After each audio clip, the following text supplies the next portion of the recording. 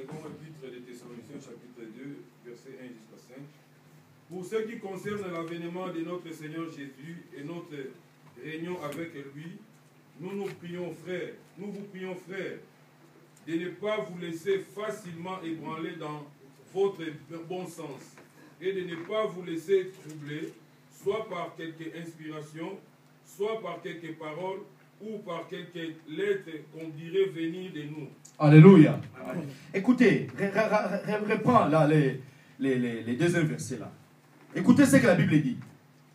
De ne pas vous laisser facilement ébranler dans votre bon sens. De ne pas vous laisser ébranler de votre bon sens. Il dit, l'homme crée des choses.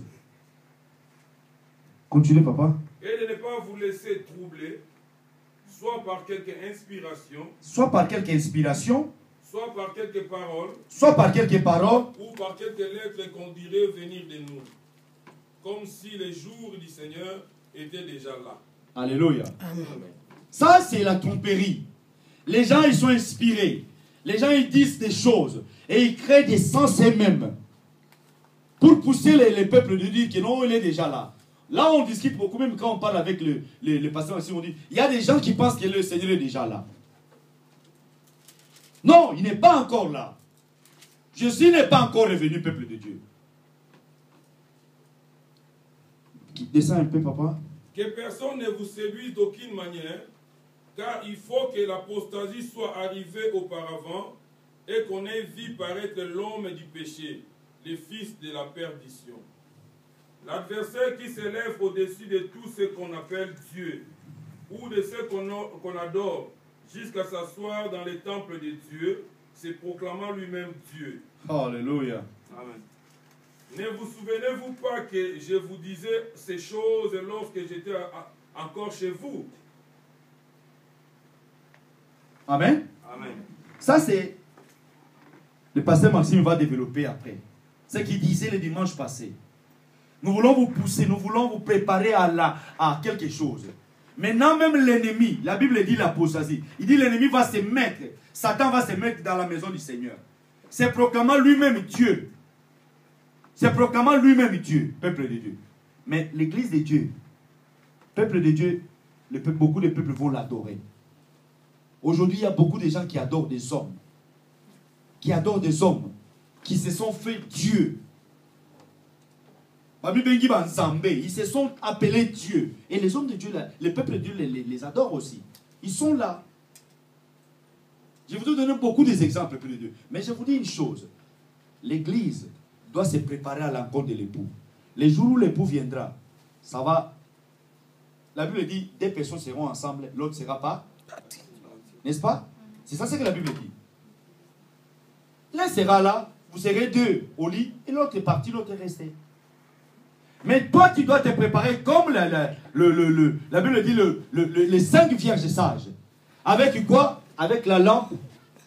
Mais ça seulement la lampe. Je vous ai dit la lampe c'est quoi? C'est la parole. Écoutez. La lampe c'est quoi? C'est la parole. Ils ont quoi? La parole. Ils ont la lampe, n'est-ce pas? La parole de Dieu. N'est-ce pas? Mais il leur manque quoi? L'huile.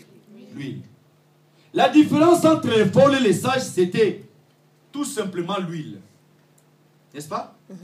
Parce que les deux, et les folles, et les sages, ils avaient quoi? La parole. Ils avaient la parole. Ils avaient quoi? La parole. Mais les 5 avaient la parole avec quoi? L'huile. Avec l'huile. Mais l'huile, je vous ai dit, dans l'Ancien Testament, David, on l'a oint avec quoi? L'huile. L'huile symbolise quoi? Le Le Saint-Esprit. Saint-Esprit. L'huile, c'est la force de la parole de Dieu. Alléluia. Amen. L'huile, le Saint-Esprit, c'est la force de la parole que nous tenons là. Vous savez, tu peux prendre la Bible comme elle est là. Je vous dis une chose. Tu peux prendre la Bible. Il y a des gens qui peuvent vous prêcher la parole de Dieu, mais en noir et blanc. Il y a des pasteurs, des hommes de Dieu qui peuvent se mettre de vous. Ils vous parlent de la parole, mais en noir et blanc. Mais en lui, dans son cœur, il sait que non, moi, je n'ai pas l'huile. Je n'ai pas l'huile.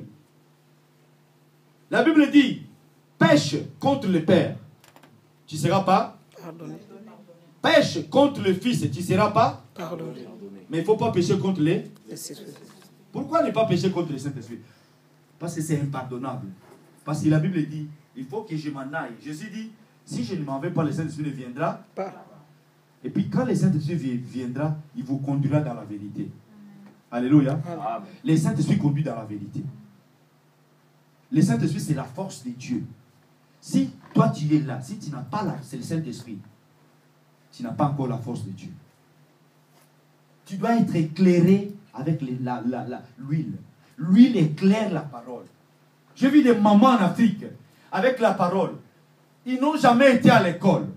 Mais ils ont pris la parole. Ils commencent à développer la parole. Parce qu'en eux, au moment, dans la vie de ces mamans-là, il y avait l'huile. Alléluia. L'huile qui les aidait à savoir la parole. Nous vous avons parlé ici de Jésus-Christ Fils, mais de Jésus-Christ Dieu. Alléluia. Amen. N'est-ce pas? Nous vous avons parlé ici. Il est l'image de Dieu. Mais sans le Saint-Esprit, tu ne sauras pas. Tu ne comprendras pas. Tu vas dire oui, c'est vrai. Mais la Bible dit que non, Jésus-Christ c'est seulement le Fils de Dieu. Que Dieu a aimé le monde, il a donné son Fils, n'est-ce pas? C'est ça ce que la Bible dit. Mais si tu entres dans l'esprit de la parole, dans l'esprit de la parole, et tu verras que non, en lui, en Jésus-Christ, il y a tout. Si on dit tout, c'est tout. Mais Dieu se manifeste de plusieurs façons. Alléluia. Amen. Mais tout ça, c'est au travers de l'huile. C'est pourquoi la Bible dit que non, les sages, quand ils ont pris la lampe, ils ont pris l'huile aussi. Alléluia. Ça, ce sont comme on dit, des paraboles pour éclairer le peuple de Dieu. Pour savoir que toi, tu peux marcher avec la parole, mais s'il n'y a pas l'huile en toi, tu es mort. Alléluia. Amen. Quand il y a le mari prend des retards, toi, tu n'es pas là à l'église. Tu regardes comme ça, tu dis, ah, mais on a... La Bible dit ça. La Bible dit, et regardons dans le livre des Thessaloniciens toujours. Premier Thessaloniciens. Vous allez voir quelque chose. 1 Thessaloniciens.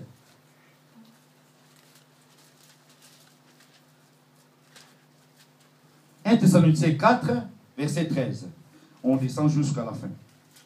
Nous ne voulons pas, frères, que vous soyez dans l'ignorance au sujet de ceux qui dorment, afin que vous ne vous affligez pas comme les autres qui n'ont point d'espérance. Car si nous croyons que Jésus est mort et qu'il est ressuscité, voyons aussi que Dieu ramènera par Jésus et avec lui ceux qui sont morts. Voici, en effet, ce que nous nous déclarons d'après la parole du Seigneur. Nous les vivons restés pour l'avènement du Seigneur. Nous ne devancerons pas ceux qui sont morts. Car le Seigneur lui-même a un signal donné, à la voix d'un archange, et au son de la trompette de Dieu, descendra du ciel, et les morts en Christ ressusciteront premièrement. Ensuite, nous les vivants, nous serons restés, nous serons tous ensemble enlevés avec eux sur les nuées, à la rencontre du Seigneur dans les airs. Et ainsi nous serons toujours avec le Seigneur. Alléluia. Amen. Nous serons toujours avec le Seigneur. Papa, prends 2 Pierre aussi. Tu vas nous lire ça, 2 Pierre, sur l'avènement du Seigneur aussi. 2 Pierre chapitre 2 Pierre 3. On va descendre jusqu'en bas. Et c'est là où on définit aussi. Pierre veut nous réveiller notre conscience sur quelque chose. Voici ce que la Bible dit. Voici déjà, bien-aimé, la seconde lettre que je vous écris, dans l'une et dans l'autre, je cherche à éveiller par des avertissements votre saine intelligence. Alléluia. Amen. Vous savez ce que Pierre commence à dire quelque chose. Je cherche à faire quoi? À éveiller. Comme on dit en lingala, kolamusa. Il cherche à éveiller votre conscience, votre intelligence. En fait que vous ne soyez pas dans l'ignorance. Continuez, papa. Afin que vous vous souveniez des choses annoncées d'avance par les saints prophètes et du commandement du Seigneur et Sauveur, enseigné par vos apôtres. Sachant avant tout que, dans les derniers jours, il viendra des moqueurs avec leur raillerie, marchant selon leurs propres convoitises, et disant, Où est la promesse de son avènement? Car depuis que les pères sont morts, tout demeure comme dès le commencement de la création. Alléluia.